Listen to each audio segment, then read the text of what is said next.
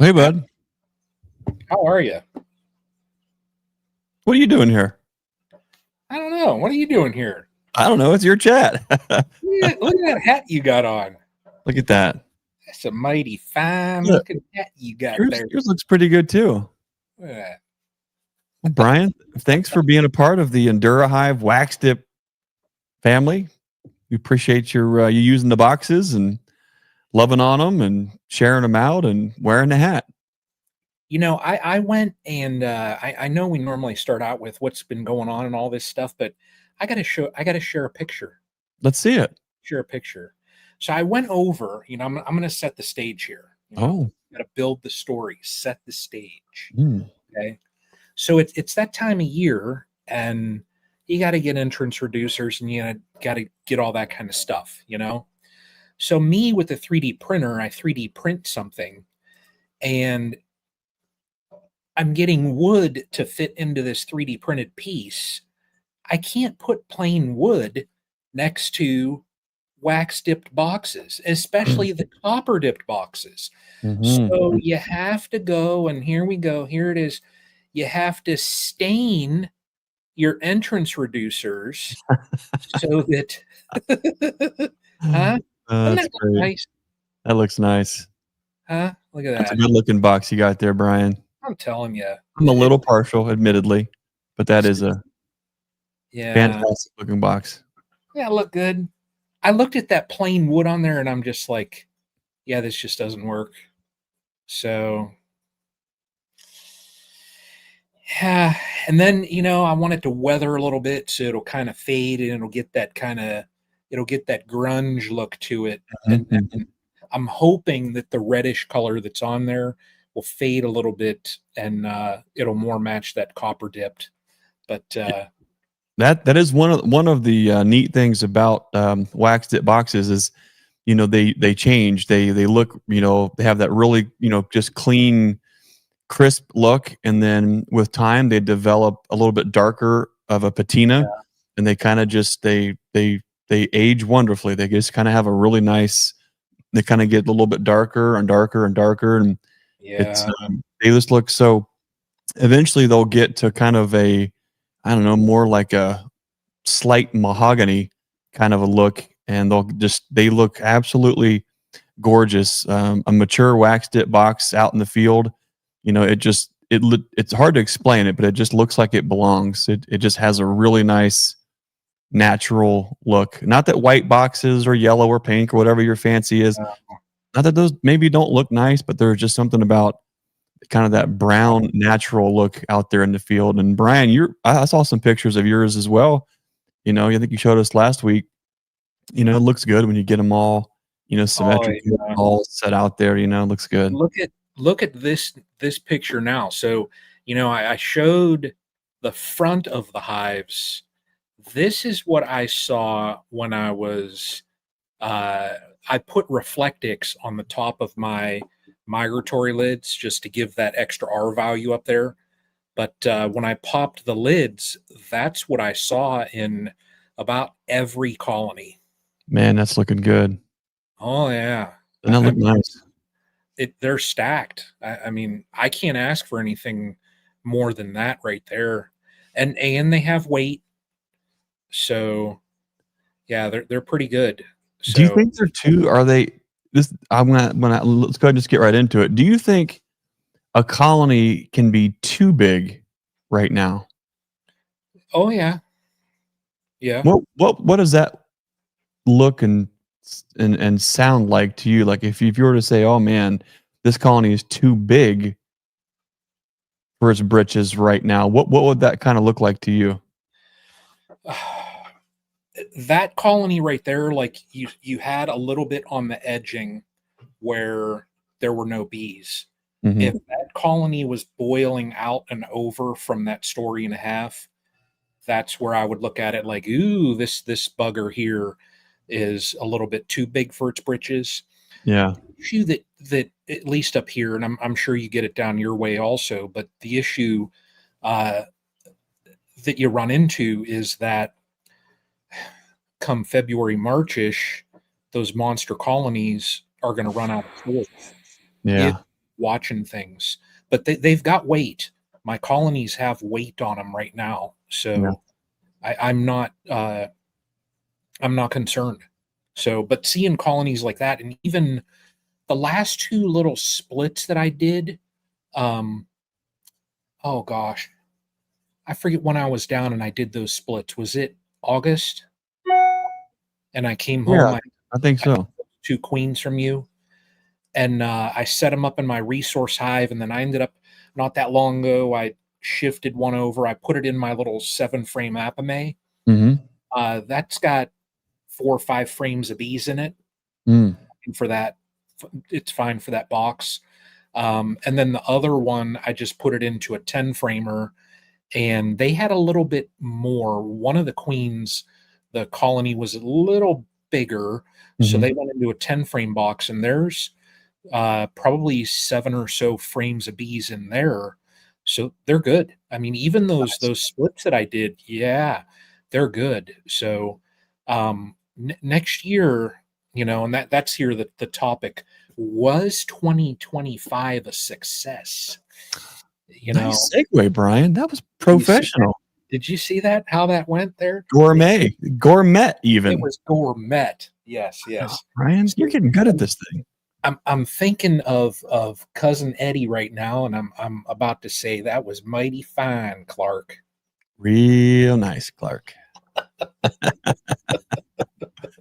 This is a great time of year for those. I can't think of which one. It probably was Christmas. It was a Christmas vacation. Yeah. And cousin Eddie and Clark, they're going to the grocery store, and they're throwing the bags of Alpo or dog food or whatever it was in the cart there, and they get to the hamburger helper, and he's like, Clark, I don't know why they call it hamburger helper. That's fine on its own, whatever that thing is there. It's hilarious. Yeah. I've felt like cousin Eddie way too many times in my life, but that's all right. It's all right though, Yeah, but I'll tell you, up here the colonies, I can't complain. There's 16 of them over there, and cannot complain at all. Yeah, so good. But up here, now I know, the 2-hour difference tends to be about a 2-week or so difference as far as what you're seeing down in your neck of the woods. But up here, we're pretty much just wrapped up. Yeah, you're done. So we've had some pretty good freezes up here. When I woke up this morning, I saw on the little weather, it was 30 degrees.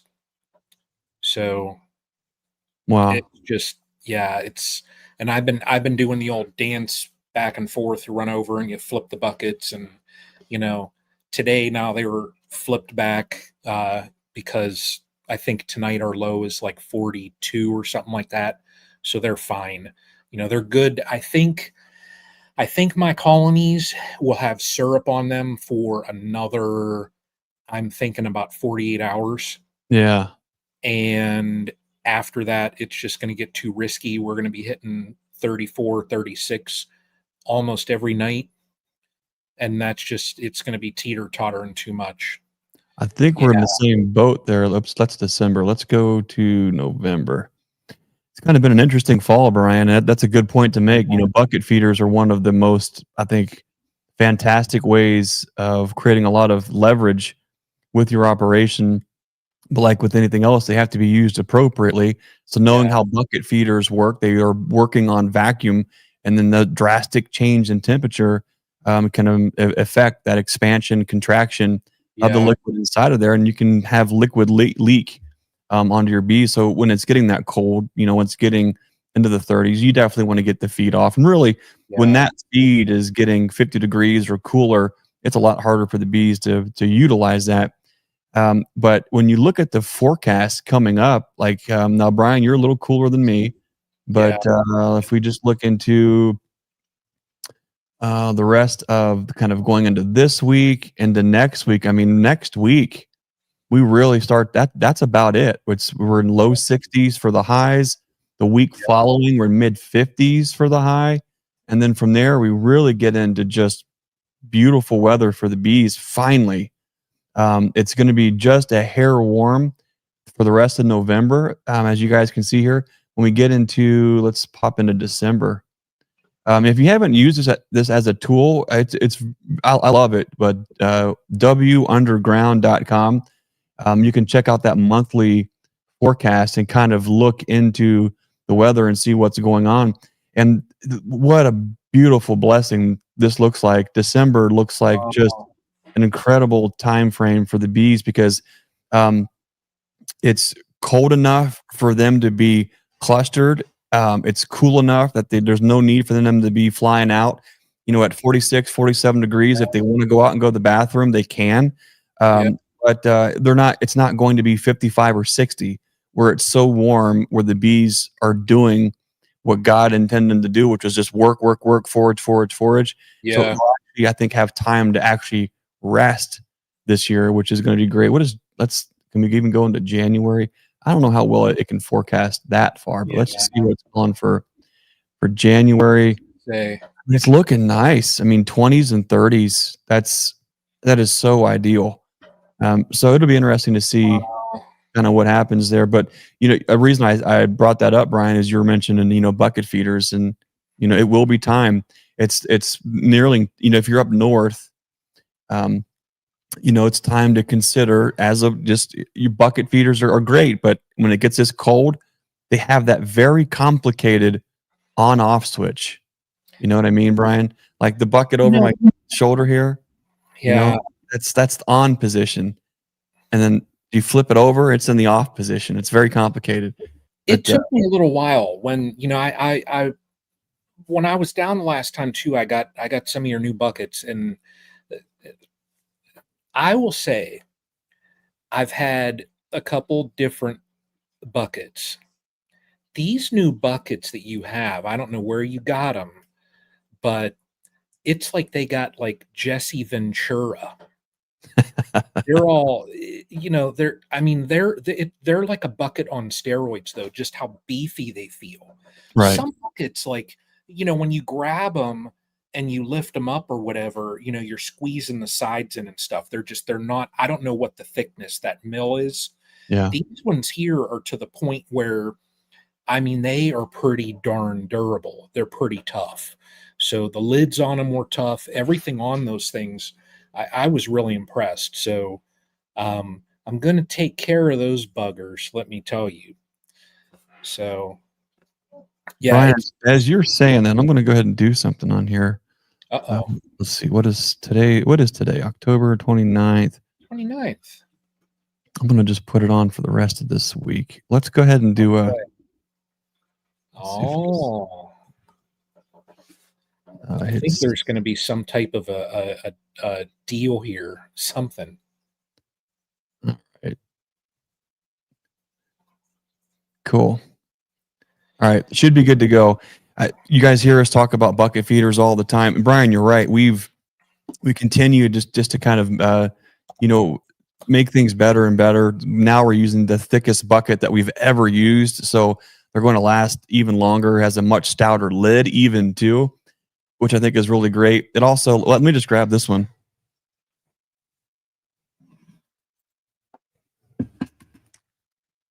This of course is just a bucket. The Susie doesn't let me have all the lids and plugs in one spot there, but super thick bucket. It's also decked out with Nature's Image logos, which looks really cool.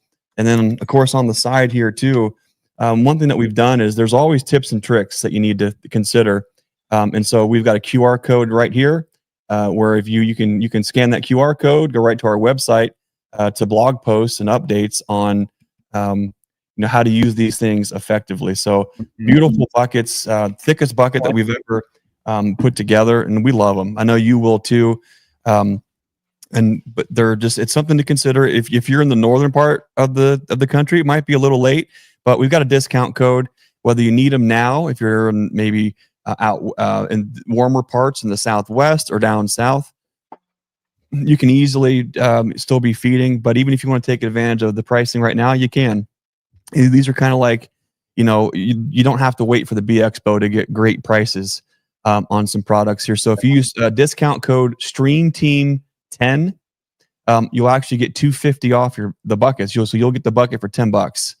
So for $10, you can get a wonderful way to feed your bees. Use discount code StreamTeam10 on our website at naturesimagefarm.com. I don't know if I'm smart enough to pull that up. If you're like Paul and you're like myself, you get confused very easily. So, how's that? Well, he said there, I don't see the on-off labels on the bucket. Oh, you know what? You're right. I should demonstrate that again. So just in case. So this is the on position, right? Where you can see the logo and everything nicely. And then when it's not time for feeding, are you ready? This is complicated. I'll do this in very slow motion. All right. This is the off position. Okay, I got it. There you go. Got it. Did you see that? How that worked? I try. I don't know if that really came through as well as I wanted it to. Yeah. Let me get this thing off here. Bucket challenge. Bucket challenge. Let's see. Share screen. So there you go. Go right to our website, naturesimagefarm.com. Regular price is $12.50. Actually, she's got them on sale from $14 to $12.50. It'll take another $2.50 off, and you'll get them for $10. So great pricing on the best bucket feeder on the market. You know, all bucket feeders are not created equal. And the reason that we put this type of bucket feeder together many, many years ago, as we were having a lot of trouble with the screen style buckets. And they were drowning a lot of bees all the time. It was one flow all the time, and I didn't like that. And then also the screen sometimes would break out of the lid, and then you've got a useless bucket feeder. So we developed a bucket feeder that you can reuse the plugs in and out. You can adjust the flow however you want to, just by simply adjusting how many holes that are in the plugs here. You can pop them in and out, no problem. And then these same plugs we use also in our lids, which are, if I can click on that too, right here in our lids too, we cut the lids out or cut the holes out of our lids so the bucket feeders can just go right on top there.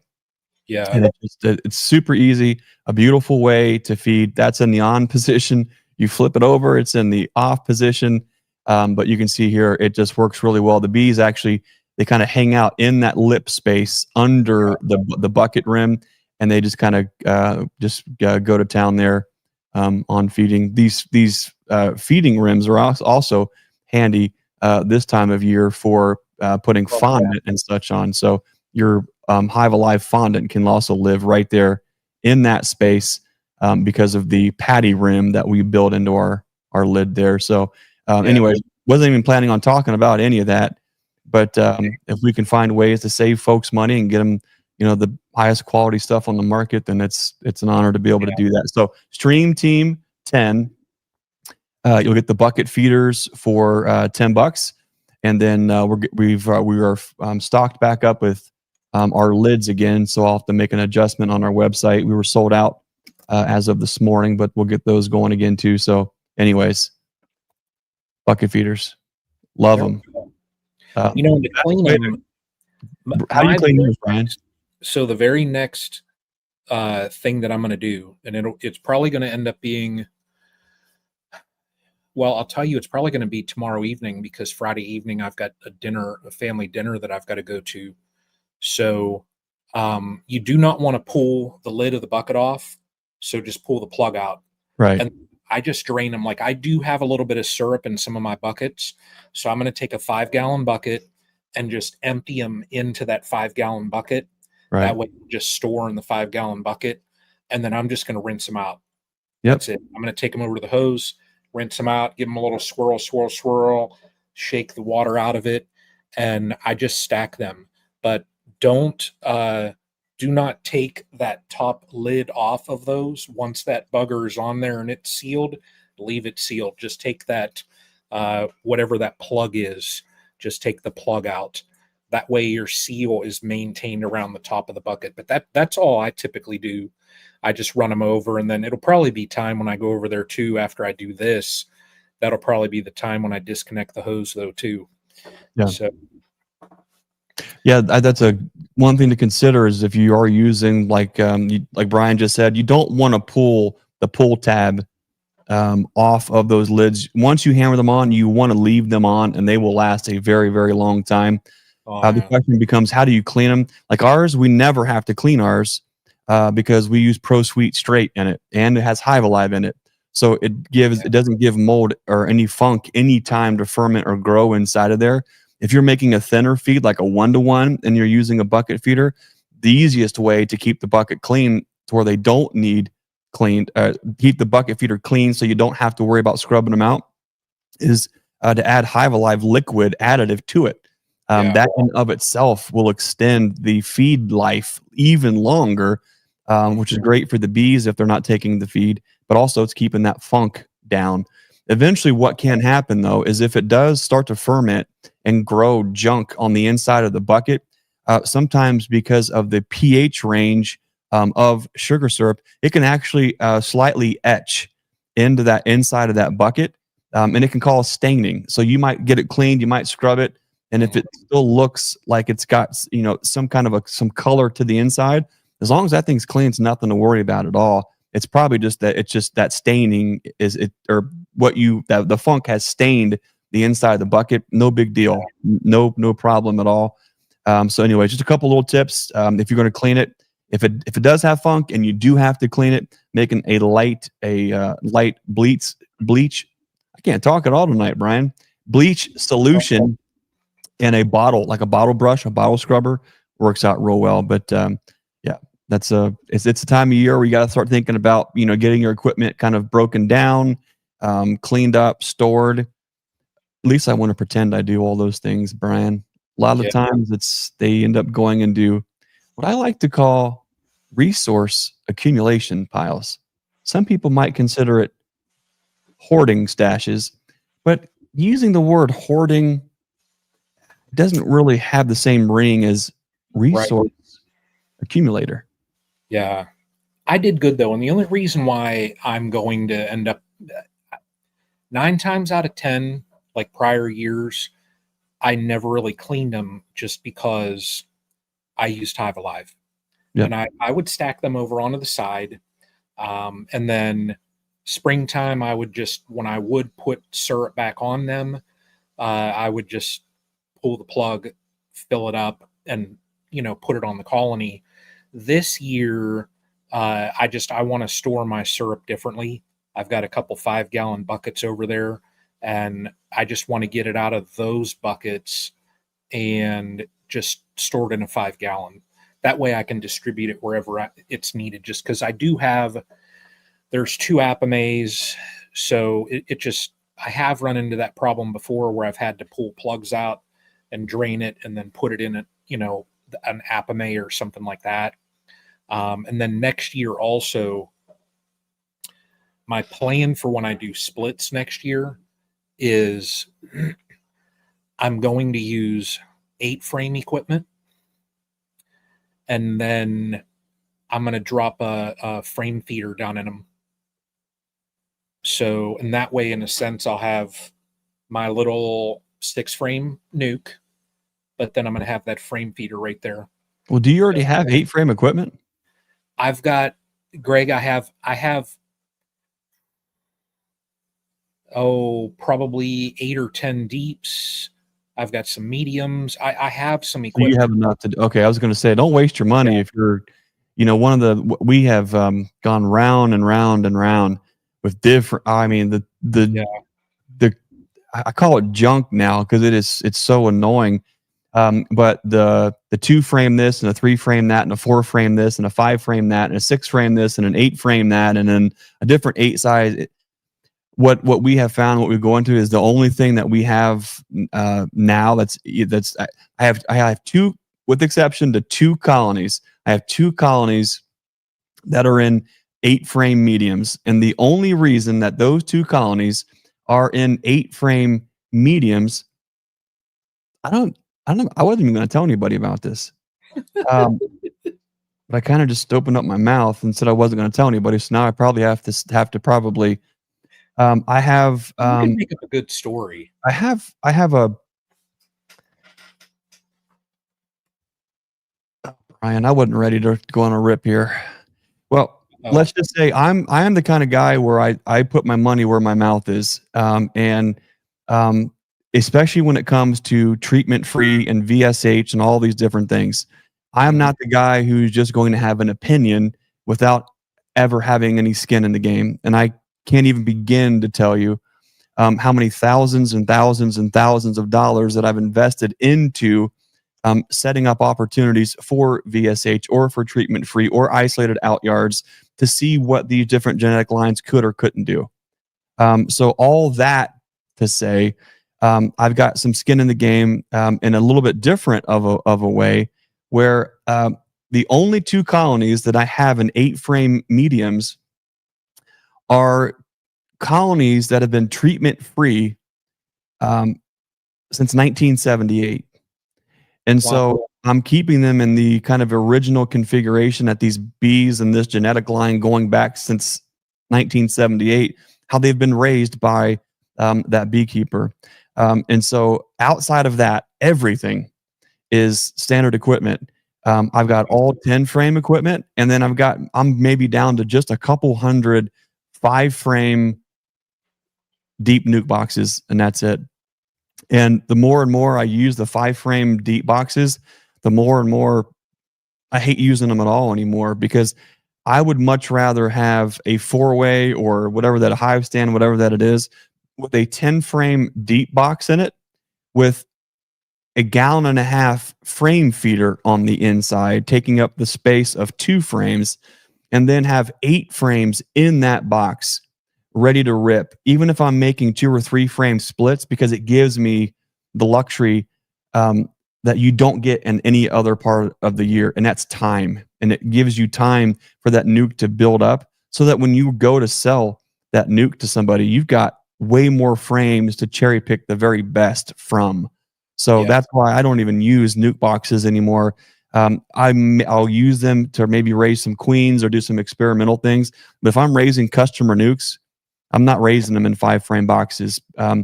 Anyone who's done that, you can't raise a nuke in a 5-frame box and then have every frame exactly the way that you want it for your customer to go down the road.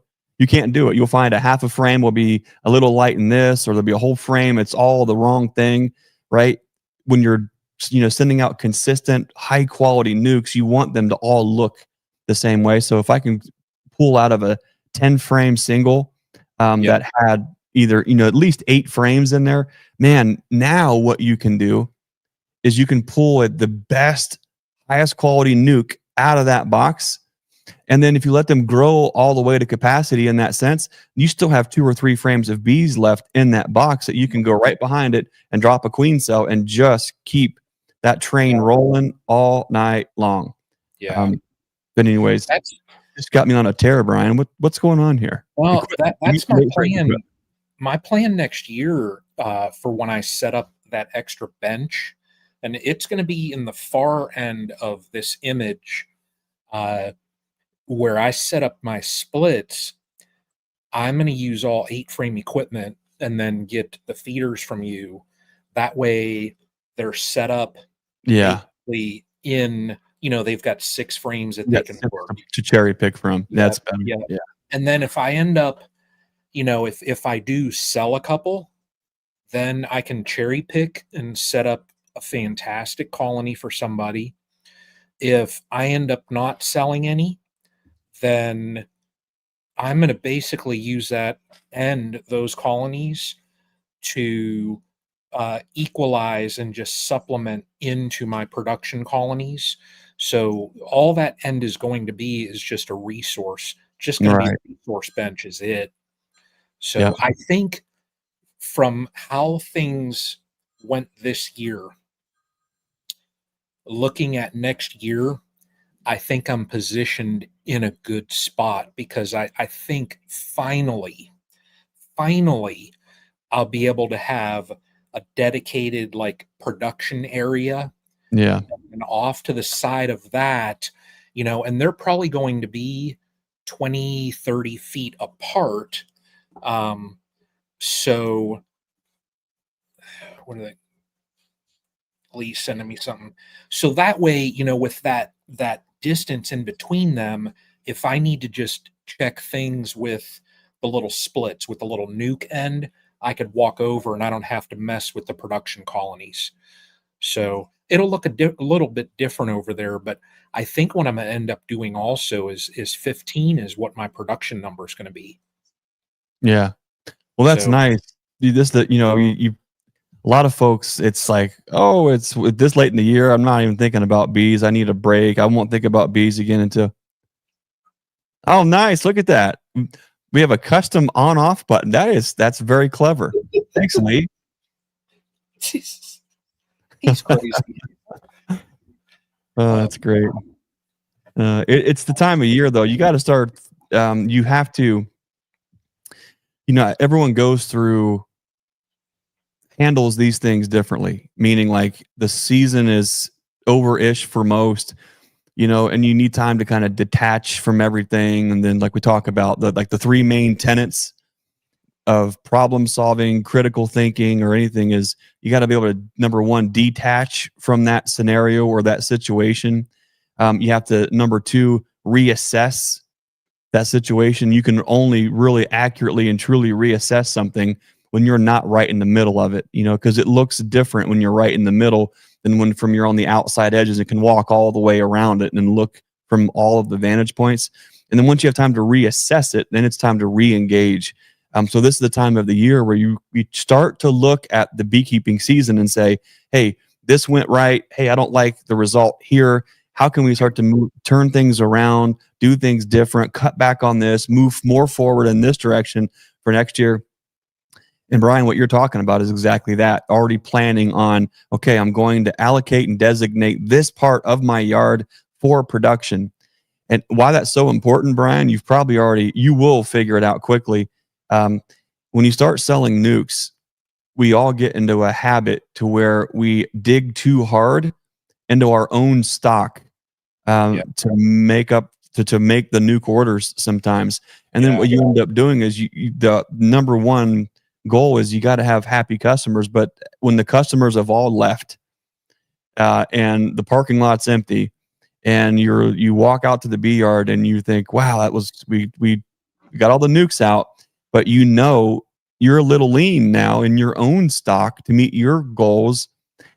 You can't track along the way that you need to the rest of the year if you dig too far into your stock.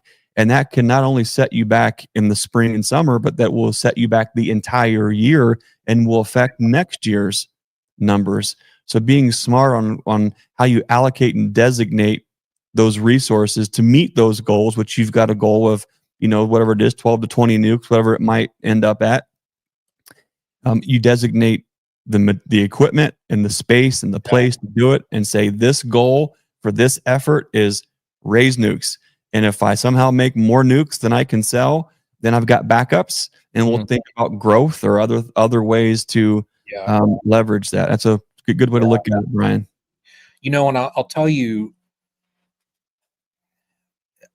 it's going to be my winter project, and how the weather looks, at least for the next 2 months. I don't think that we're going to get into we're going to have temps basically in the 40s during the days.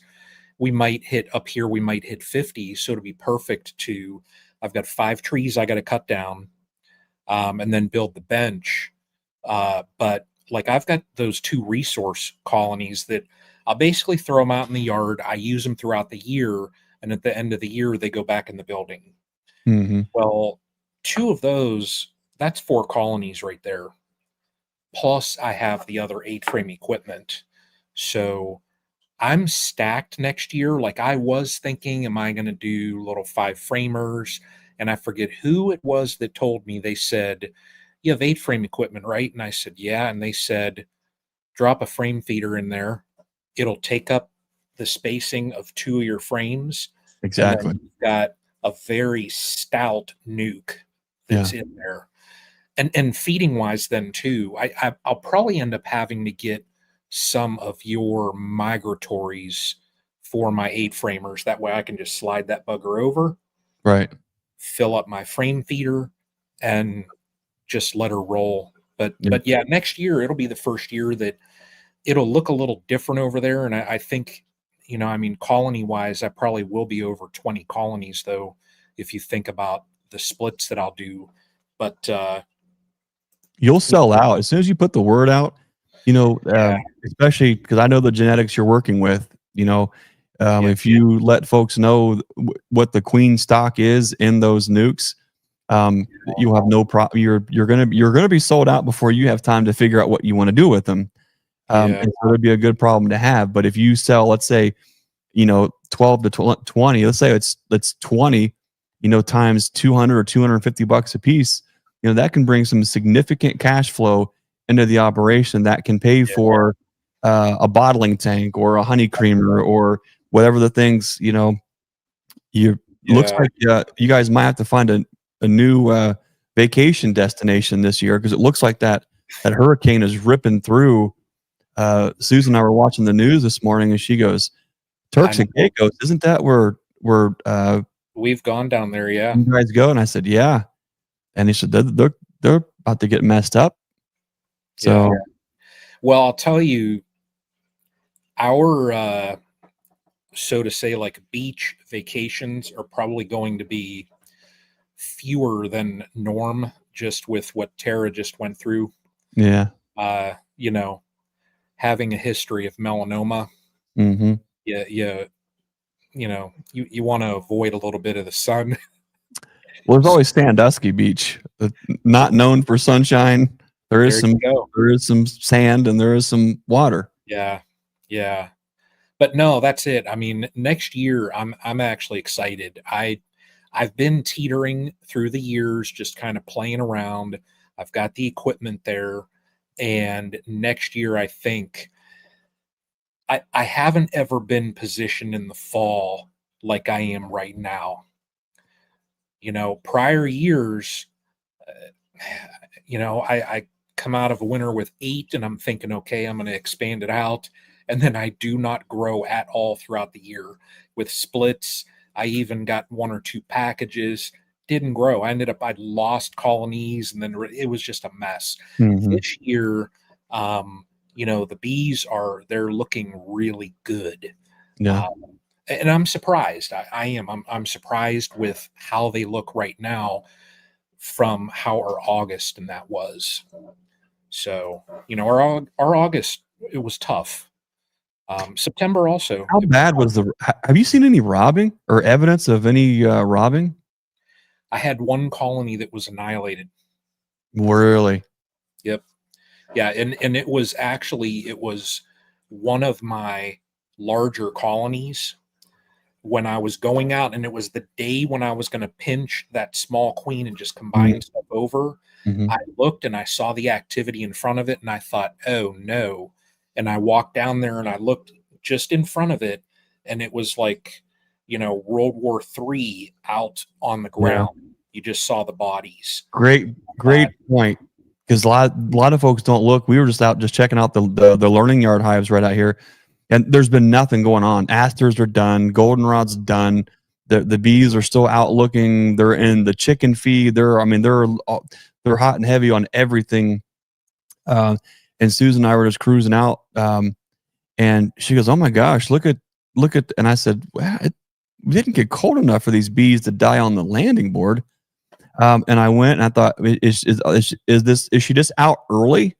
And I just, nudged her over. And of course, it flips over and the proboscis, she's dead, done. And then Suze said, "Oh my gosh, look." And I mean, the entire ground in the learning yard is loaded full of bald face hornets and yellow jackets, hundreds and hundreds and hundreds of them. Dead Wow. bees, decapitated bees, yellow jackets. I need to go through it and see what the extent of the damage was inside those colonies, because those colonies, I mean, they were jamming. Those colony, I think just 2 of the 3 hives in the learning yard there produced honey. I think we end up with probably almost 90 pounds or so, 100 pounds. Or no, we had 2 full buckets and then some, right? So, That's really cool. and those were packages. Those were packages, and Yeah. we just maintain them and treat them. That was on top of leaving them a bunch for themselves too. So, as I got to my other colonies and looked too, you see the same thing. There's some yellow jackets here. There's some yellow jackets there. It's becoming a major problem. And, you hear a lot of folks say, well, you need just a strong colony and that it won't be a problem. This is not my story to tell. But I don't know if he has put this information out there yet. So won't go into the great details, but I can tell you, one of the most respected beekeepers that we all know has a massive fighting and robbing problem with some Europeans. So it's happening, and there's some things going on there.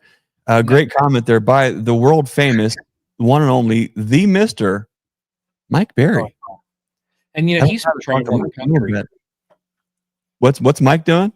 He's been traveling the country. He was up in Virginia. He's just all over the place. World famous, world famous Mike Berry. I would expect no less. Right. Yeah. Though, do you think he gets tired? Do you think his ankles get tired from? You don't think so? Like all the red carpet, the cushy red carpet he has to walk on every time he gets out of a private jet or gets off a boat or out of a camper, you don't think he gets? I bet he has special insoles for that. He probably has a routine where, between speaking gigs, he's getting those vitamin infusions and stuff.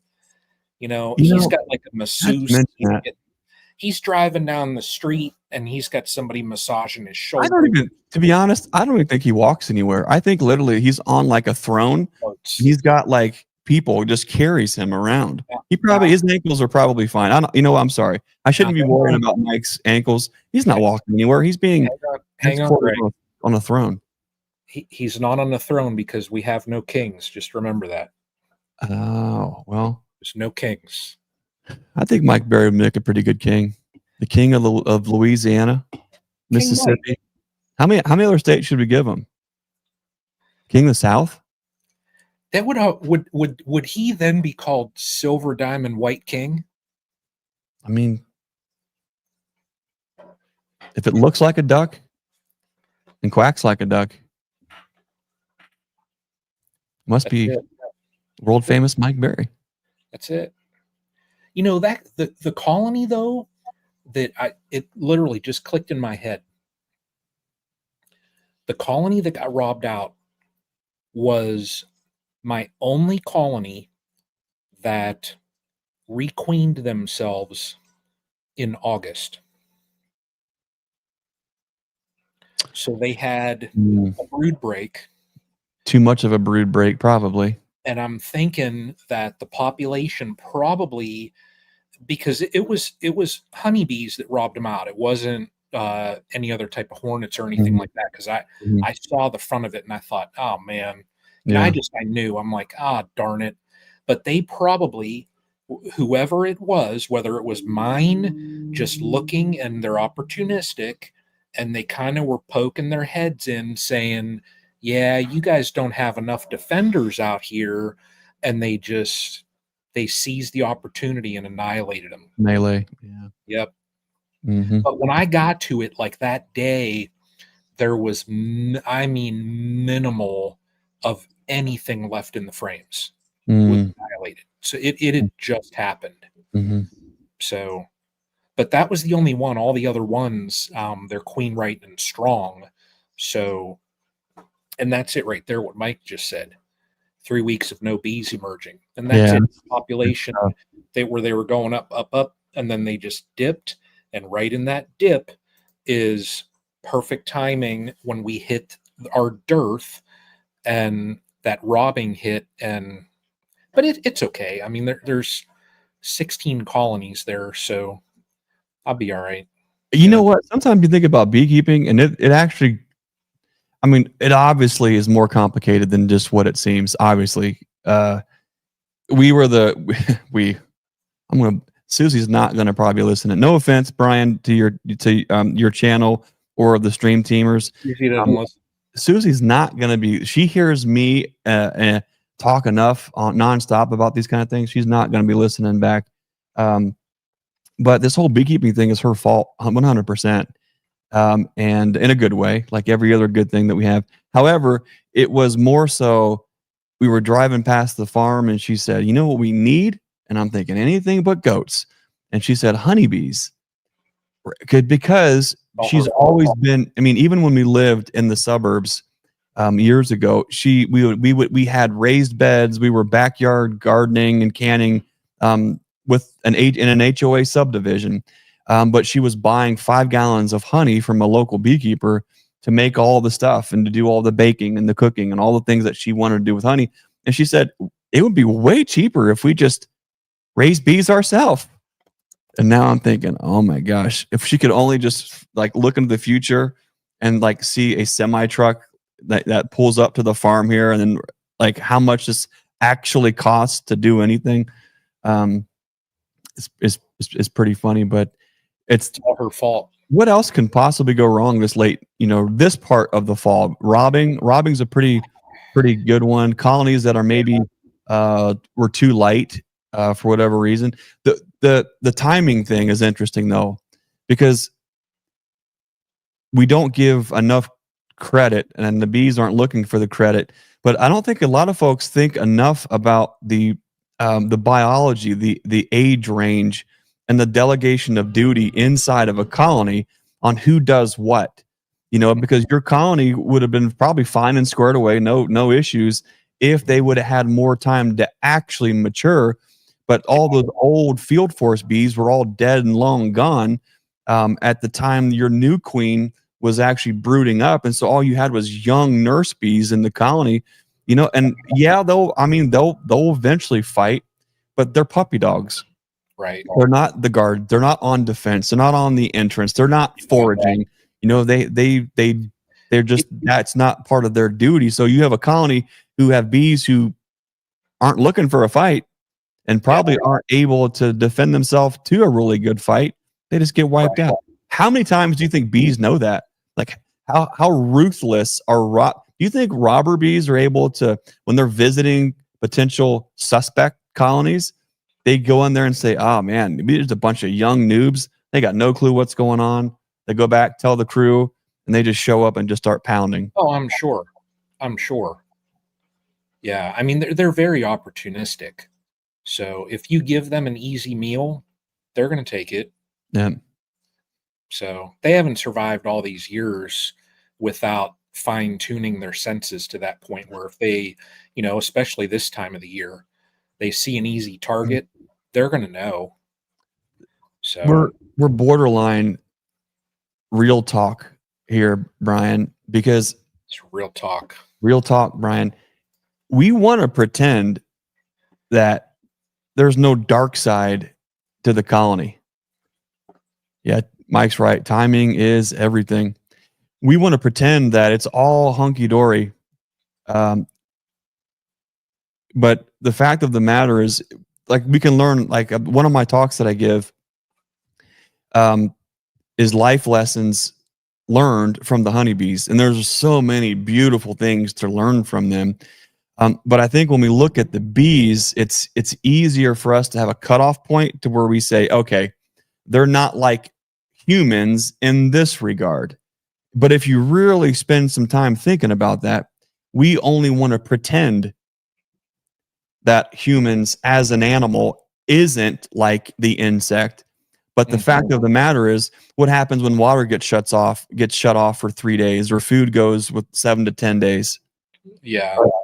These loving, kind humans really turn into their worst version, animalistic self. We'll go straight primal. At what point in time before resources are stretched so thin where the humble beekeeper or the humble human turns into a savage primal animal that will look for the easy target or will do things they normally would never even think of doing?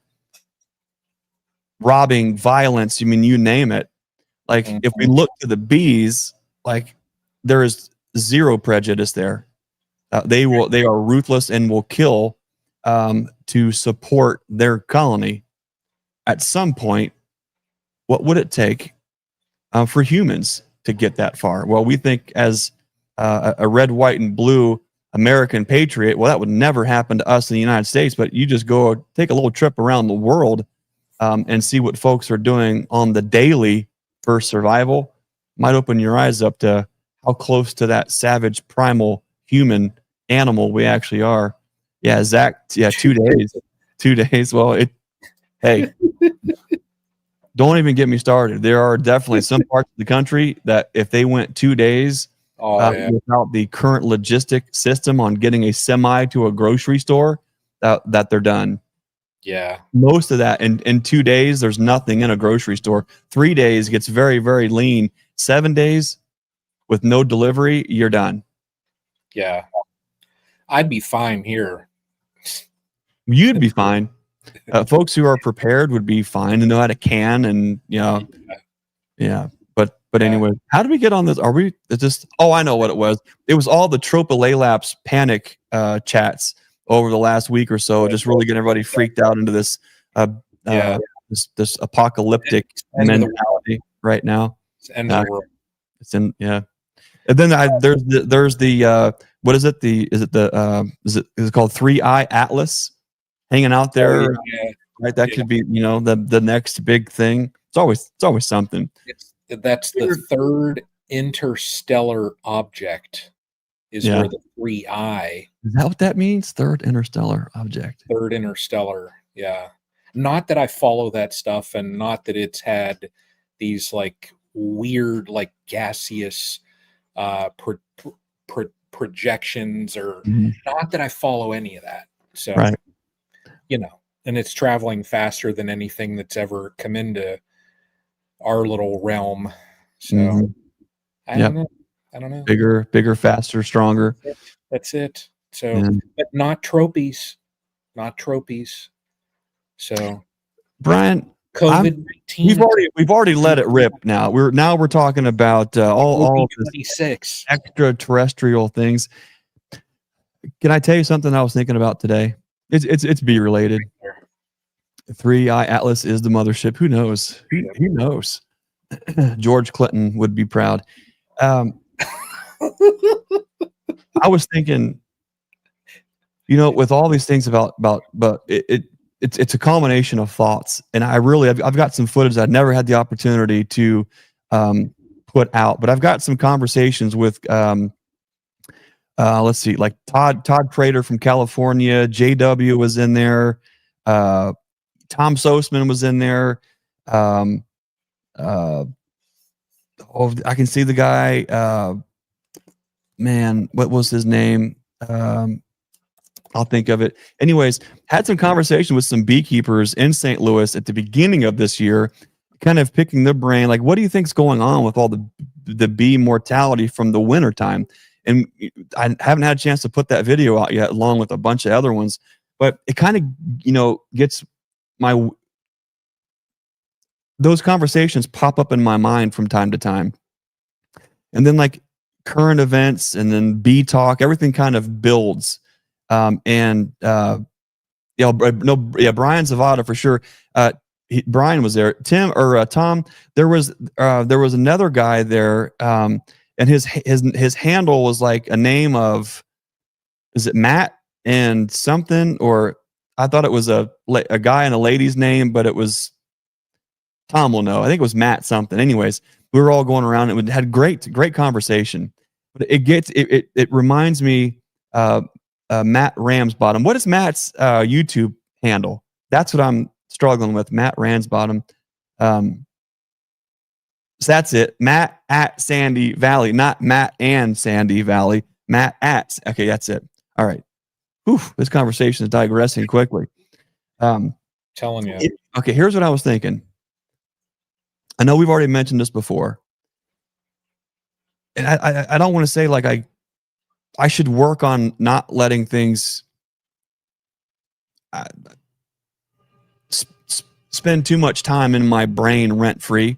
But one thought leads to another, and then they start stacking, and then all these things stack, and the next thing you know, you just start rattling them all around. They just jumble and they kind of resort, and then the top thing you think about, you go back down through, and then they resort, and you think, does that make sense? That's how my brain works. Is I'll have way too much in here, and then they'll stack up, and then I'll think to the top thing, and then I'll maybe move to the next, or I'll squirrel dog, and then of those 18,000 things that I'm thinking of, there's a new priority, and you go through these things. But sometimes the same things keep coming back and coming back and coming back, and you spend more time and you go a little deeper, a little further with those thoughts and those ideas. That's called ADHD. Is that what that is? Okay, that makes sense. Squirrel. Ooh. What? This tropilelapse mite thing, like, I get it. It's very clickbaity, and everybody wants to see it. And it's like this, it's very easy to blow it out of proportion, and it's very easy to say, hey, this is a really big deal. We should be concerned. We should be worried about it. But the fact of the matter is, we think we know an awful lot about Varroa destructor, and we still can't do anything about it. No matter what we do, treatment-free bees aren't fixing it. VSH bees aren't fixing it. Hygienic bees aren't fixing it. Treatments aren't fixing it. Mm-hmm. The only thing, and that's just Varroa mites. And there's been such a focus on Varroa mites that everybody has either A, forgotten about trachea mites, number two, never knew trachea mites or even a current problem, or number three, are just old, and they've had the experience of trach mites. They went away. It's Varroa mites, and they're here. But there are so many little hidden boogeymen within beekeeping that we've had a lot of time to get to know and a lot of time to try to figure out, and we still haven't done anything with it. And I keep thinking, none of this matters. The Varroa mites are only bad because they transmit virus. Tropy mites are only bad because they transmit virus. But the issue with tropy mites is they have multiple hosts in the bee world that can come from various places into the honeybees. Who cares? I'm going to say it again. I've said it now for probably 5 years. We are literally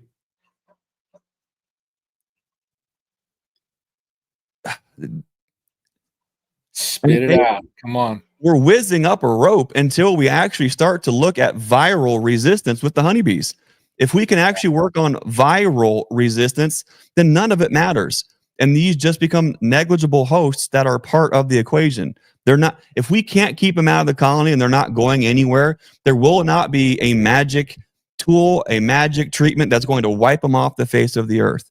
If they've been here, if Varroa's been here for 30 years and we still can't figure it out, do you really think that someone's going to come in on a white horse with $30 trillion in research and development to wipe it off the face of the earth? No. So tropy, if it or when it gets here, is going to be the same issue. Yeah. You're going to have a problem with it. You're never going to keep enough of them out of the colony so they're not transmitting viruses. And oh yeah, by the way, even if you have low mite numbers in the colony, you can still have catastrophic, apocalyptic, doomsday viral transmission inside of the colony with very few mites to transmit that inside of the colony. No matter what we do, unless we build viral resistance with the honeybees, it's the same game over and over and over and over and over. You know, when I saw the conversations going on, and you see articles about tropy and this and that and whatever, I thought back to a conversation I had with my son some years ago.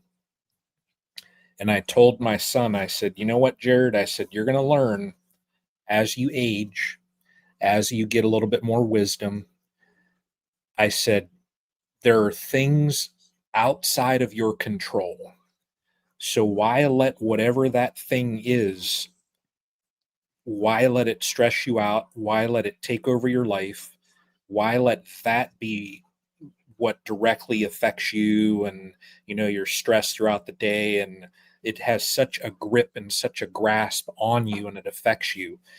I told him, I said, for those things you have absolutely no control over, I said, just wash it away.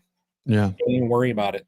And when I saw the talk and the conversations about tropies, I took a look at it and I thought, well, that's kind of interesting, but it doesn't affect me right now. I'm going to focus on what's at hand. What do I have to do this week? What do I have to do for the rest of the season here to make sure that my 2026 is an even better season than what I had this year? I just don't even, it didn't really even affect me. Yeah. Now, am I interested in some of the data out there? Yeah, because I think it probably eventually will get over here, because you're not, I mean, with how our shipyards, whatever, they're called, the docks, the ports are set up, you're not going to be able to stop it, and will that be the last nuisance mite? Probably not. There's probably going to be something that pops up that was, sucking blood on a bat, and then it's going to go through some lab and come into a port. Who knows? At the end of the day, we're all food for something. I mean, no matter what, that's almost the law of the animal kingdom, is everything is food for something else. And so if it's not varroa mite, if it's not tracheomite, if it's not tropolaelaps mite, it'll be the next whatever to come along who always is looking for lunch. And so there's no way around that. Even back in the, what would have been like to been in the, glory days of beekeeping, where you caught swarms, or you threw bees in the box and you tried to keep them in a box. If they swarmed, they swarmed, but you pulled honey, you made splits. There had to been, other challenges than just that. But this is a Pandora's box that it's never going to go back to beekeeping bliss ever. It can't, just like everything else that's going on. When prices go up, you never see them come back down to 5 years ago prices. When rights are taken away, you never see them given back. Everything is always trending towards the future of the situation that we're in. Right. We're never going to put that back in the box. So why waste any time or effort being afraid or operating in fear? The fact is, we haven't figured anything really. We figured in 30 years. I mean, the only thing that we have figured out is with mites. They're getting worse. The viruses are changing, and that the big killer is deformed wing A and B. I mean, that is not very groundbreaking. Yeah. I don't know. I guess I get a little upset and a little bit perturbed with the whole entire thing. And yeah, we have a supply shop, and we have treatments to sell. And guess what? I would rather not even have the need to have any of those on the shelf to sell to anybody. So Mike says, Trophy been overseas for many, world famous red carpet, not walking, hovering. He's a red carpet hoverer. Trophy has been overseas for many years now. 5 varieties, 2 are deadly, but they are still keeping bees. We'll still keep bees. We just got to go a day at a time, folks. There's enough to worry about today. Mike, 100%, especially the last season. Worry about today's troubles for tomorrow. There will be troubles for tomorrow, and today's troubles are enough for today. It gets me, reading Mike's comment there.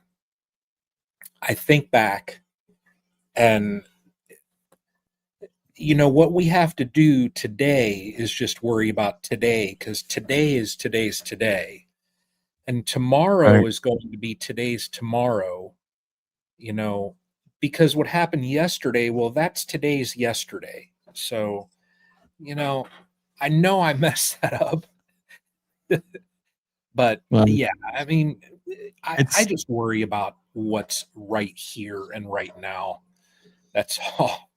Well, I mean, there's a fine line between worrying, preparing, and then losing focus. And if we start with what we do know, and we start with today, Matthew 6:34, therefore do not worry about tomorrow, for tomorrow will worry about itself. Today, has enough trouble for today. I mean, that's what we're trying to say here, you know. You, Greg, have been unburdened by what has been. Oh, we are, Brian. I'm glad.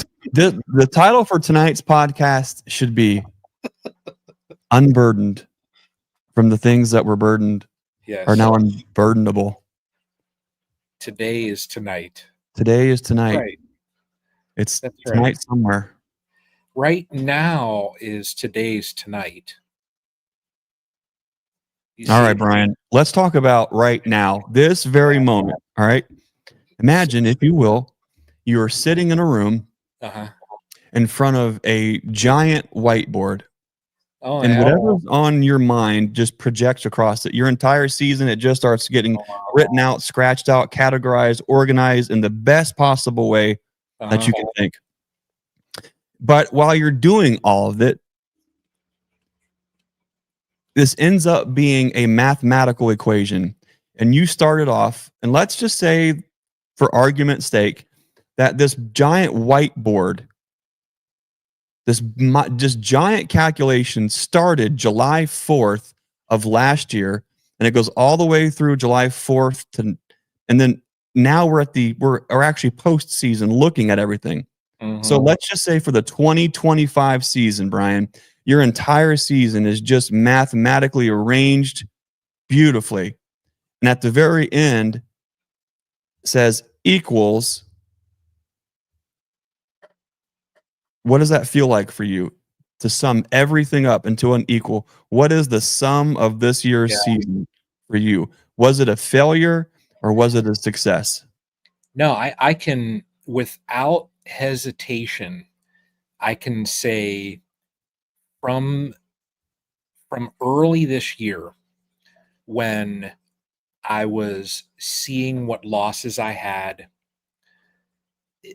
I think with the number of years I've been keeping bees now, I was able to just take it in stride. Now, this season started out, I think the whole thing, if I just look at the whole season, I'll do long story short. I have not experienced as many issues this year with the bees, so to say. They've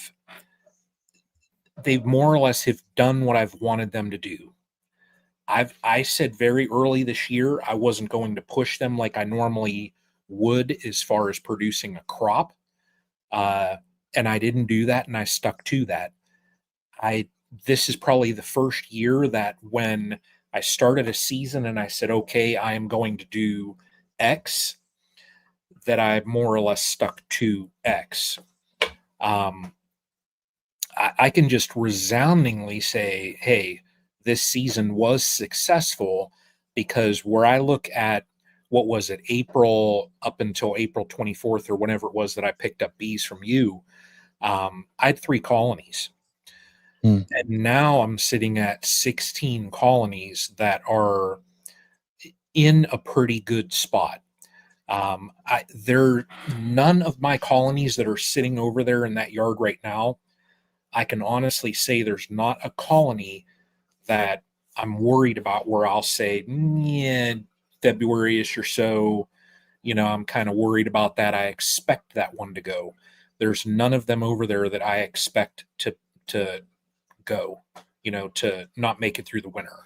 So this season, as far as rebuilding, 100% success, just because now next year, years past, and I know you've heard me say it, where I'm going to say, okay, I'm going to do this and do that, and it's never panned out. Next year, without a doubt, I know that I'm going to have to set that bench up, and I know that I'm going to have that little nuke yard over there, my splits over there, and it's going to be fun.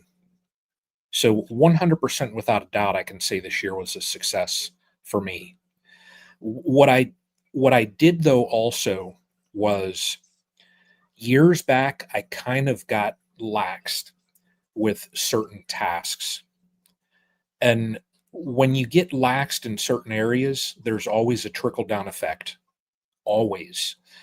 You can skip, if you're going step A, step B, step C, step D, et cetera, and you skip one of those, well, it might be okay for the short term, but in the long run, that's going to come back and haunt you. So this year, I made sure that every piece of my beekeeping puzzle was in order. And that went from, I spent more time this season prepping equipment, scraping frames, doing things like that than I ever had prior. So I think just wanting this season to be successful and stepping back and taking care of every single little detail, I think it all kind of fell into place. So yeah, 100% without a doubt this year, success. So yeah, without a doubt. Mouse season in Ohio, I see somebody say. Yeah. And Mr. Mike Berry, what are you saying here? RNAi intervention in the bees, the best reach. Yeah. Yeah, that'll be an interesting one there, Mike. Yeah. But no, next year, I think just where I'm sitting at, I definitely got to get things ready. So, I just want to be prepared because I don't want to end up right now where my yard is sitting.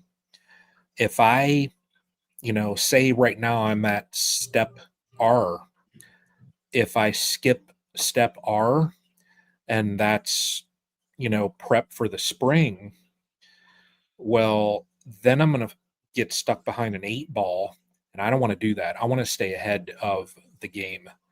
So I actually spoke before at a club about being proactive and not reactive with your beekeeping. That's where I want to stay.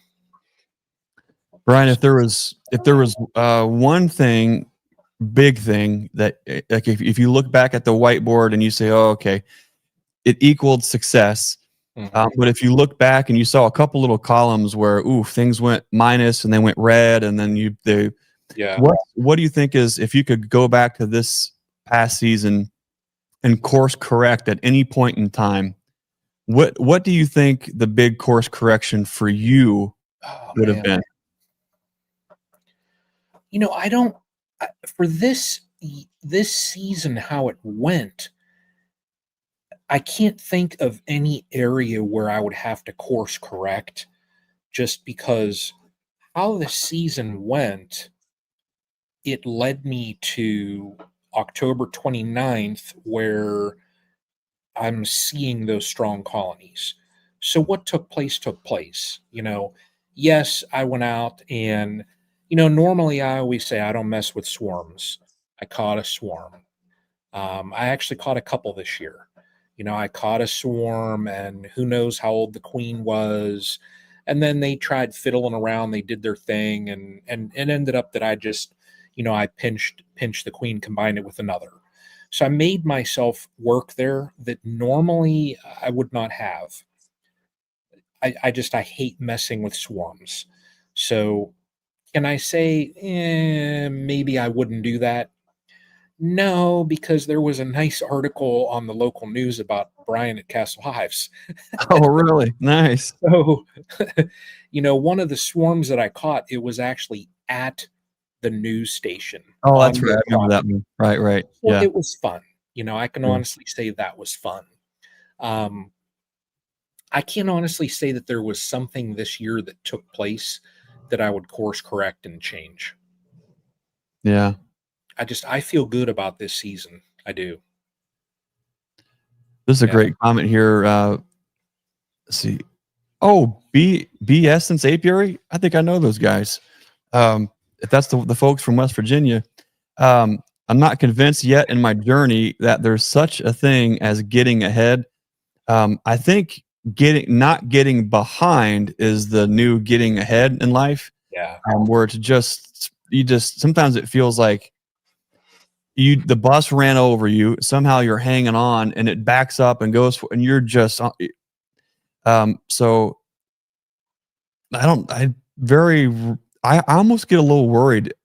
This is probably goes back to OCD, or it probably goes back to some, I don't know if you're really smart with psychology, but I always feel like the work's not done. It's never good enough. And if I ever find myself in a position where I don't know what to do next, I think as a father of 7, we have a family of 9 that we're raising, with a number of colonies that we're raising, with the supply business, the wax dip business. It's like the bee business itself is like at least 3 separate full-time businesses. With the bees themselves is one, I mean, at least 40 hours a week. The supplies and the shipping and the e-commerce and the socials and all that is one of itself, one complete business. And then the Endura Hive wax dipping business is way more than a full-time job. So you stack all those 3 together, and we're always robbing Peter to pay Paul when it comes to time or making sacrifices or all those things. So when you ever find yourself in a moment to where you're like, oh, it's 5:30, it's 6 o'clock in the evening, and like there's no fire to put out, you think, okay, what did I do wrong? What am I missing? There's no way, there's no work to be. It's not even 11 o'clock at night yet. Um, Mike says that feeling of not being done, Greg, quadruples when you retire. Mike, you know what? I've never met anybody yet who said, when I retired and retired. Like most folks that I know, they work even harder in retirement. And so I think if that's what you want to do and you're loving it up, and that's exactly where you feel God's put you and then what's on your heart, go for it. But what if I just say I'm never going to retire? I'll just work till the day that I die. Then there's no false pretense, or there's no false hope. Then again, I'm the kind of knucklehead where, like, literally, like, we've gotten done a little earlier this week. And so I'm in time to eat dinner like by 6, maybe 7. And so we had Luke. He said, "Oh, I really want to light the wood stove." And so we have a beautiful old antique wood stove in the living room. And so we were out chopping some kindling up and getting some, and we just had a beautiful fire and the wood stove there. They made some cookies and put cookies in that thing. And it's hard when I've been self-employed my entire adult life. And so it has been a very tough road. It's been so extremely hard. You're always doing. That when you're not constantly feeling like you're being drugged by the bus, you feel like you're doing something wrong, like you're not doing enough, like there's something left undone. And I don't know that I'll ever shake that, even into retirement. If I just say I'm just going to work until the day that I die. Hopefully that doesn't mean I'm going to die prematurely because I'm constantly working. But when we are in rest mode, and even if it's wood stove and you're enjoying the smell and the sound and the aesthetic of a fire, and there's cookies and you can smell them being cooked in a wood oven, even then we do dumb stuff like watch like Alaska people reality shows, or we're watching like bush people stuff, or like people out in the wilderness building stuff from nothing with nothing. Like that's where we find enjoyment. So like the Burns family finds that fulfillment and joy in life when we're always putting our hands to something, especially when we're doing it together. Alone. Series Alone. Look it up. Oh, really? Okay. Only look it up when you have time. Basically, Alone takes it to a next level where they take individuals and they'll take like 10 or 12 people and they dump them in the same, so to say, area, but they're like 10 or so miles apart. So when they dump them off, they have only certain things they can take. They have to build a shelter. They have to make fire. Like they're basically out there with the clothes on their back, and they have no tools. They have a certain list of what they can and cannot take. And they typically put them in areas where it is going to get like, you know, seriously cold. So they're on a timeline so Oh that man. I need to have a shelter, I need to hunt, I need to fish, I need to do this and that and whatever. It's good. It's good. So I enjoy it. I enjoy watching it here and there. But good I'm series. not If you sure I'm like, tough enough. I want to pretend I'm tough enough, but I don't know if I'm. I've seen a lot of these old guys. Speaking of old guys, did JW change? Did he change his name of his? I shouldn't say old. That sounds disrespectful. Let's just say very experienced in life. JW says when I retire, I'm going to retire. That he ain't fooling anybody. That man's never going to retire. When he retires, it would be the day it's lights out for Mr. JW. yeah, yeah. Hey, you know, I starred a comment here, and I do want to say here, appreciate that very much. Appreciate that very, very much. Appreciate that very much, buddy. Absolutely. There was a comment here that I Does almost anybody know if Castle? Oh, this comes from now. Look at the punctuation. The punctuation is on point. There's one extra question mark, so that could be Tom. But typically, if things are like really nice, grammatically speaking, it's probably Melissa. Probably Melissa. yeah. But one of them asks, "Does anyone know if Castle Hives will be at Nabi?" Huh. That's the question, huh? That's the question I think a lot of folks are asking themselves. Yep. Well, as of oh, I don't know, it's been just recent events.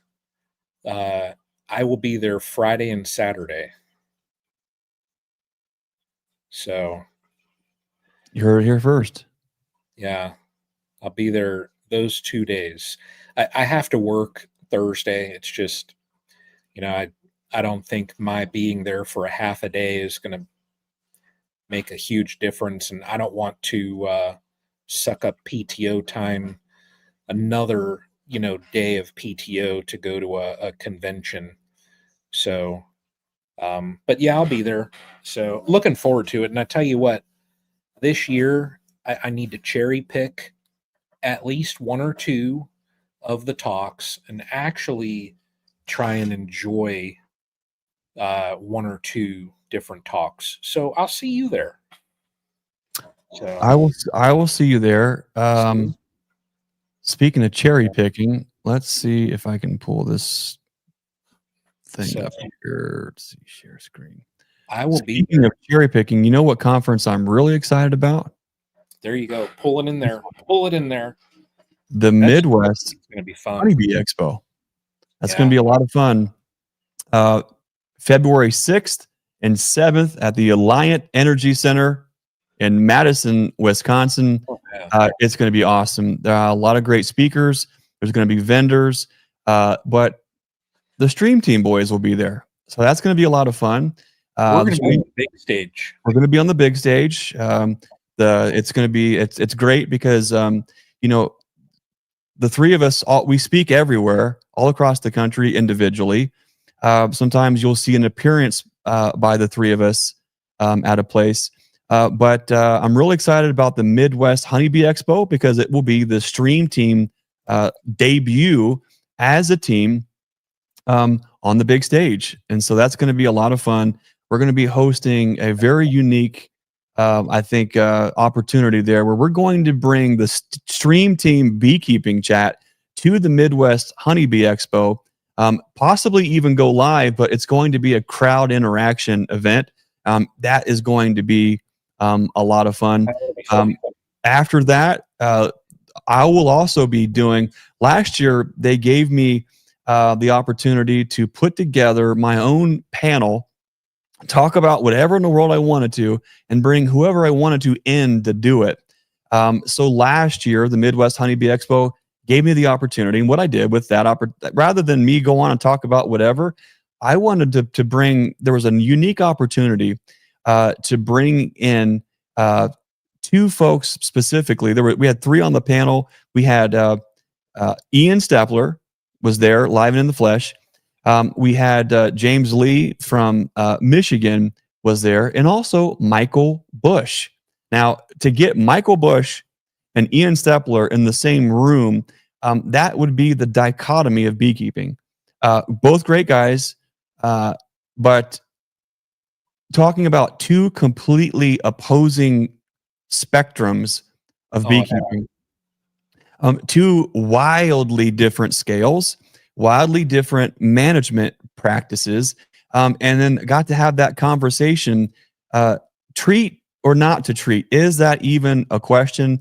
That was a phenomenal conversation. I've never heard a conversation like that anywhere, especially when it comes to Michael Bush and Ian kind of going back and forth.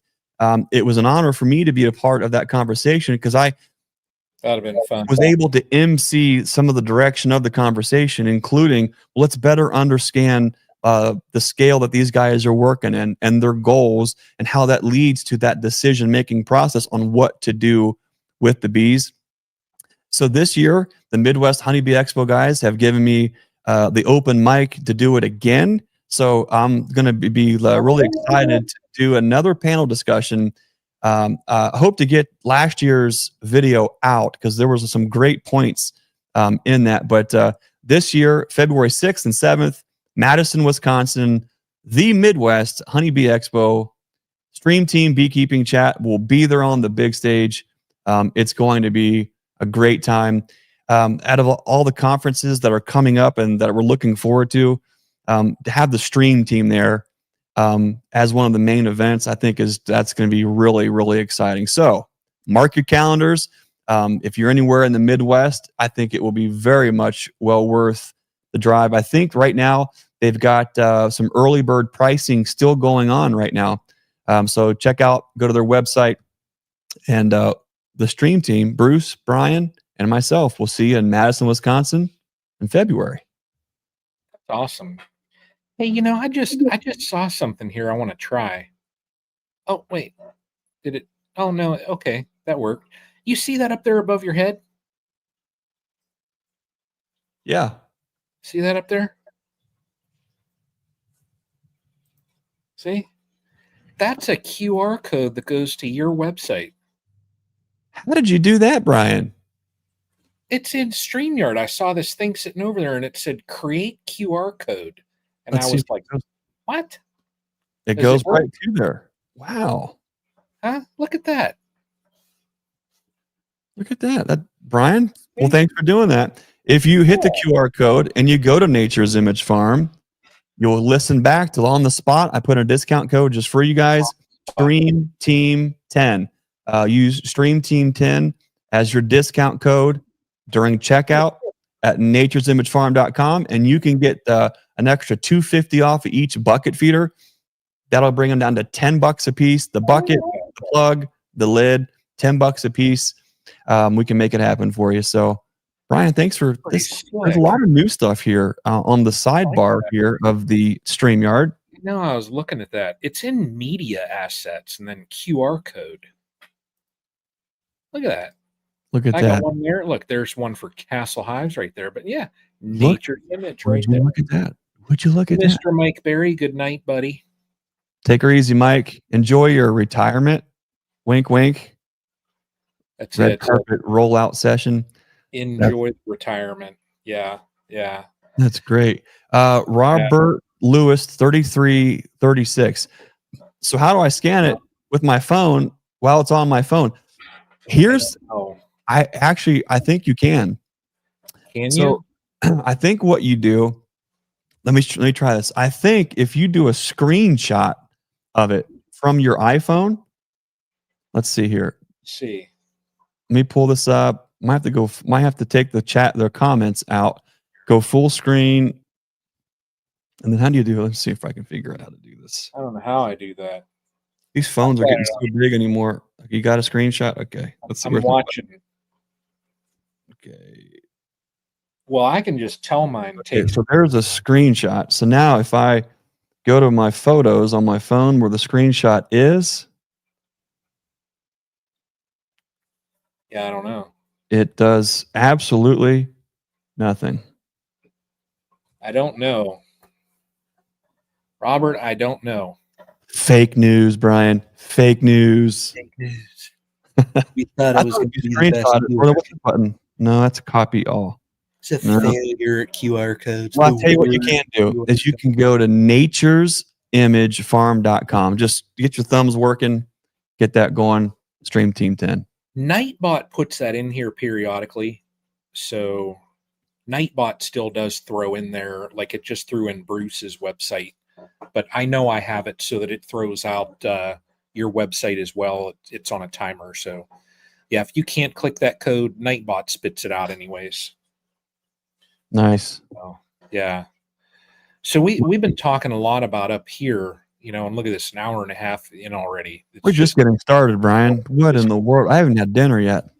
What? I can't even eat this late. That's a whole different thing. I'll tell you about that some other time. What do you got going on down in the next week or so here at the Nature's Image? The other two businesses within Nature's Image Farm are the ones that are taking the other 80 hours a week, it seems.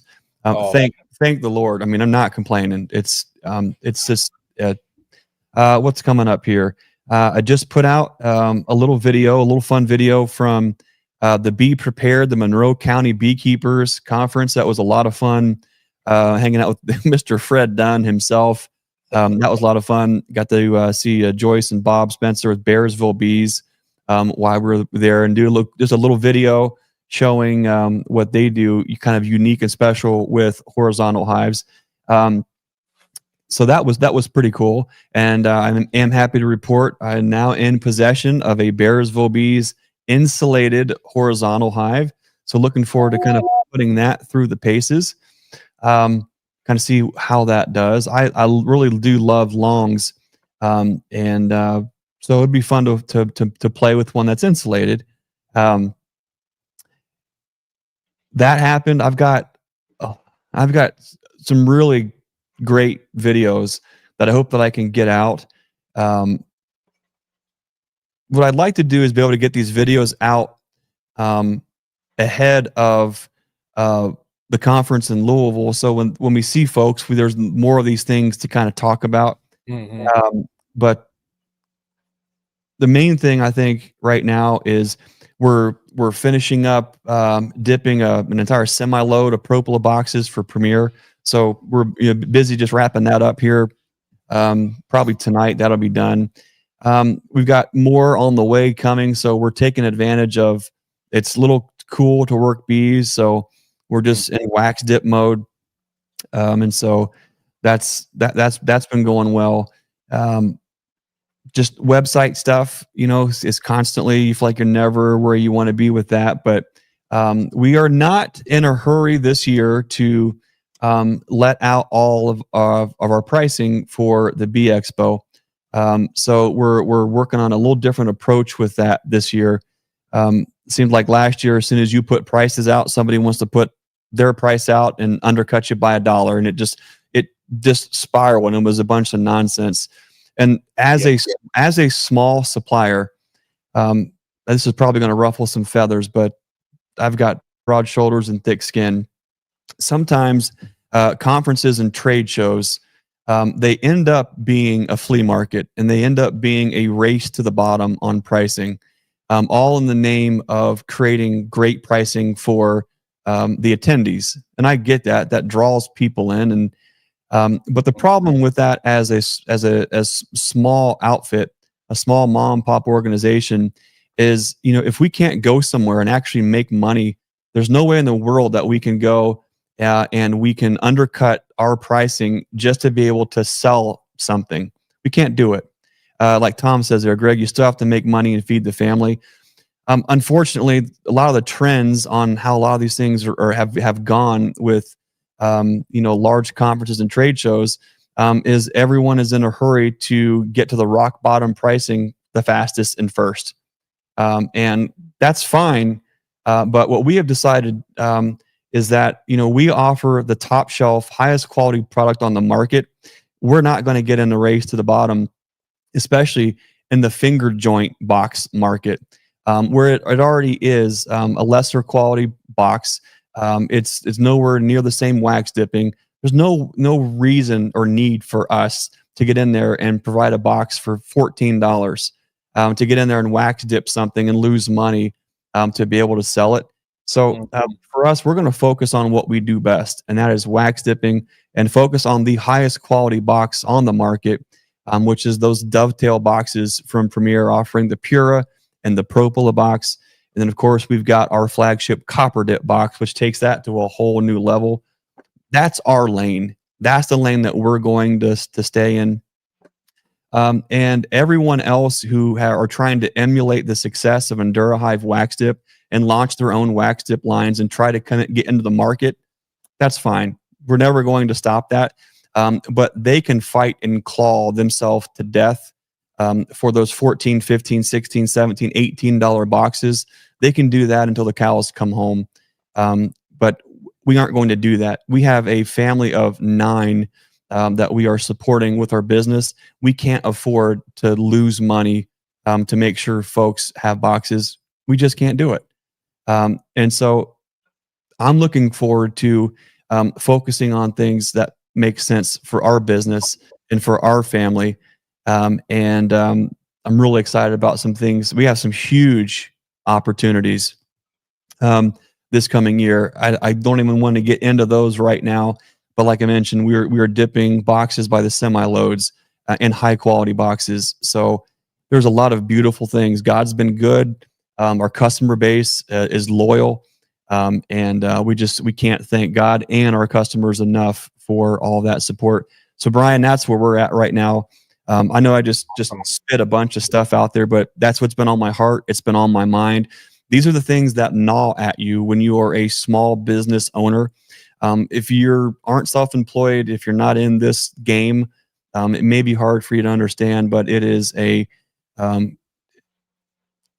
beekeeping industry is not safeguarded because there are nice beekeepers in it. The beekeeping industry is probably one of the most cutthroat, dirty, incredulous business situations that you would ever see. And there's a lot of ugly things that go on behind the scenes.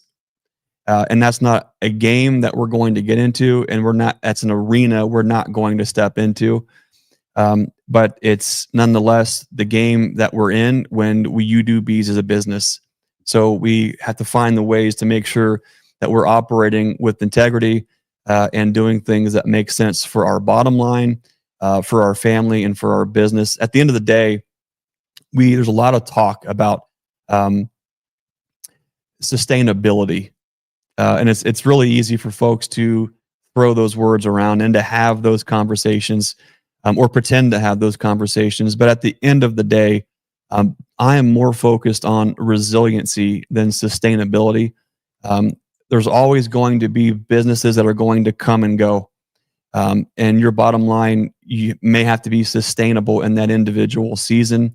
I'm looking for long-term resilience in all the things that we do. Resiliency trumps sustainability every day of the week. You can't have sustainability until you have profitability, and you can't have resiliency unless you've got both sustainability and profitability. That's a horse of a different color. That's a podcast in and of itself for small business owners. Maybe we'll have that talk some other day, but it's the time of the year where it's the end of the year. Fiscally, we're now getting ready to ramp. We're heading into the beginning of next year here very soon, starting the end of next month. And so all these things are on your heart. All these things are on your mind. And so it's real talk, Brian. I'm just spitting it out. That's where I'm at this week. But I'm so thankful that we're in the fight. We're in the race, that God woke me up this morning, set me on the solid ground. And we're here to give him the glory and to fight another day. So that's where we're at the next week. It'd be interesting to see what the weather does. We got about 2 more weeks of some very light fly days, and then it's going to get into some cooling weather. The bees are going to get a rest. Hopefully we'll get a little bit of rest. Yeah. And we will continue to kind of detach, reassess, and then re-engage with an invigorated, fresh outlook for the 2026 beekeeping season. Oh, Brian, what's new for you this coming week? you know, the next week, as far as the bees, I mean, it's just going to be wrap things up. The syrup is going to come off. I actually was thinking, I'm not going to do it because I'm going to resist the temptation. But I was actually thinking on getting the fondant on before Thanksgiving this year. I'm not going to do it though. I I traditionally I stick to that Thanksgiving mark that seems to work best. So um, if we have some decent days though, I'm I'm going to sneak in some OAV just to get those treatments in there and keep the bees clean going into the winter. But that's going to be it for the bees. Um, I think in the next week though, man, if I spend an hour over with the bees, that's probably going to be stretching it some. I'll probably spend more time cleaning those buckets than what I will actually with messing with bees. But that's going to be it, and I'm happy. Like I said, where I'm at, I'm very content. So, but then other than that, we've got some family stuff going on over the weekend, things like that. So, and then I am actually on Saturday going to see Brian Adams. The Brian Adams? The Brian Adams. We're going to a concert. Gonna Wow. go see Brian Adams. I know. I saw it pop up a couple months ago, and I was like, "You got to be kidding me!" And I was able to snag a pair of tickets at a exceptionally reasonable price. I was surprised, and I told Taryn. She was like, "What?" So we're gonna go see Brian Adams over the weekend. Wow. Yeah. Look at So you. it'll be fun. Yeah. It'll be fun. Lovebirds out there just living it up. Oh man, Nice. like the summer of '69. I'm telling you. Okay, I was trying to think what there was a song that was based around a year, summer of '69, See? and then wasn't there a song that was on like the Robin Hood movie or Do anything for I forget what it I is. would do anything? No, that's Meatloaf. Uh, I know what you're Something about talking about. love. What is it? I forget. Man, Brian, come on. Yeah, You should be having. You should be like listening to like the essential playlist, getting yourself right. pumped up and ready for it. something about love. I would do it. I would no, I'm not. Yeah. I would do anything for love. Something like I know what you're talking about. Yeah. I die for you. I go blind for you. Walk a mile for you. Yes, I die for Kevin you. Costner singing that. Yeah. No matter do anything I do it for Do you. it for you. Yeah. That's it. That's it. See, See, you got everybody. Just Everybody is treating entertainment. This is an entertainment podcast. singing a love song here. Yeah. See. Okay. But no, it's going to be good. So, yeah, it'll be fun. So, and then I'm gonna get in some more time hanging in a tree on Sunday. So that's it. Hard to beat tree stand therapy. I'm telling you, I know. There's just Especially when you are the deer pimp. all right, Brian. Don't leave us hanging. What in the world is that? Come on. This thing takes. You got to take it apart, and then this little teeny bottle right here is, well, this one is buck urine, and it vaporizes it. Prove it. So, no. This is the StreamTeam beekeeping chat. Our folks who are consuming this free content demand more from this content. Yeah. You remember back when we did the Hive Alive taste test contest? Brian, Right. It's up to you right now. It's your channel. Let's see it. Right. Doe estrus, down the hatch. Let's go. On three. 1, 2. This is dominant buck right here. So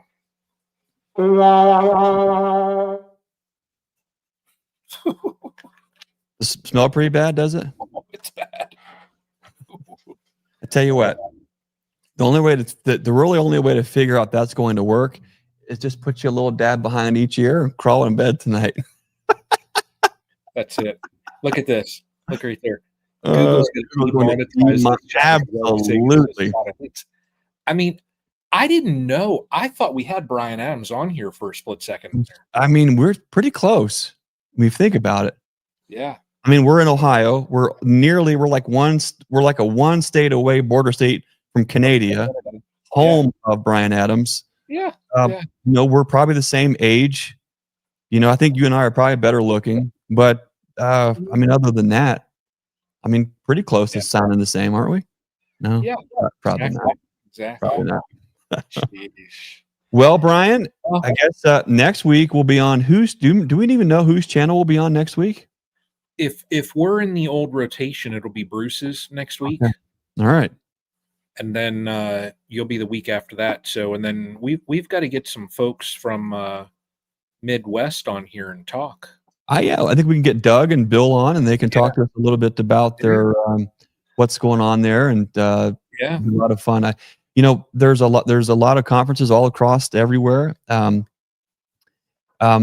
I think one of the biggest things that I enjoy are the conferences that we're speaking at, and then vending second. And so that's what we've done, is really had to put a lot more focus on when we have opportunities to speak and then come with our equipment. Those are the ones that are taking priority. So it's really going to be, I'm really pumped. The StreamTeam, February 6th and 7th, Madison, Wisconsin. I'm trying not to sneeze, Bryan. I got this really big sneeze getting ready to just jump out of here. And that's not a good look. There we go. Look up. Look at Sneeze. Look at that rascal. He's all ready to go trick-or-treating. I saw something on the news where there's a big alarming thing with parents because trick-or-treat candy's up 22%. What? I'm just thinking, well, there's easy. Don't go trick-or-treating. Save yourself more than 22% and cavity visits in 4 weeks. I mean, problem solved, I guess. Tom just asks, is that a cat? This is Eli. This is it's a dog in a cat costume. Yeah. I mean, this is the king right here. That king is the house. He's the king of this house. So, yeah. Look at that dude, looking good. I'm telling you, he's not spoiled at all. Real quick question before we go. Ag Pilot 711, ready to place my equipment order when you get caught up? Well, just shoot us an email. I know I got an email that just came in here tonight. I'm going to respond to that before I go to bed. But folks, if you're looking for skid quantity of lids, bottoms, boxes, anything like that, reach out, let us know, and we'll be happy to talk with you about helping outfit your operation with the best wax tipped equipment on the market. You can do that by going right to our website, hitting the About Us, or you can shoot us an email directly, naturesimagefarm@gmail.com. But looking forward to outfitting you and your operation with as many skids or if a couple boxes, whatever you need, we can accommodate. So looking forward to that. Next week, we'll be on the Bruce's Bees YouTube channel. As you noticed, we are one guy down. Bruce is taking the night off, a little breather, well-deserved breather. I heard that he was actually making his wife a very romantic dinner. Now, I heard he went out in the woods, he foraged the mushrooms, went out to the garden, fresh picked everything, went into the hen house, a fresh butchered hen. I'm really thinking he's really doing it up nice. So he was a little busy tonight. Candlelit also. It was candlelit because we all know that Bruce's other business that nobody knows about is Bodacious Body Bars by Bruce and Candle Emporium, LLC, trademark, all rights reserved. But he makes some beautiful candles. And so I can just imagine right now if Bruce really wanted a romantic dinner, like I said, he went out and foraged the mushrooms. He went to the garden and pulled beautiful produce, got everything chopped up, everything sauteed, went out, butchered a fresh chicken, just pulled it right out of the chicken coop there. He's got everything going beautifully. He probably did a spatchcock chicken, where it's just laying flat, and got the skin braised nice and crisp. I can see it's probably garnished with a little bit of rosemary and coarse sea salt. They're sitting at a beautiful little table for two with a white linen with Bruce's Bodacious Body Bars and Candles Emporium LLC. And you know what is on? You would think that there would be like soft classical music, maybe Bryan Adams in the background. You know what's playing in the background right now? What's that? The StreamTeam Beekeeping Chat. Next week, we'll see you on the Bruce's Bees YouTube channel, 8 p.m. Eastern. Don't miss it. We'll try not to. Until then, we want to remind you to be the lighthouse and be the change you want to see in this world. We'll see you next time. Thanks for watching.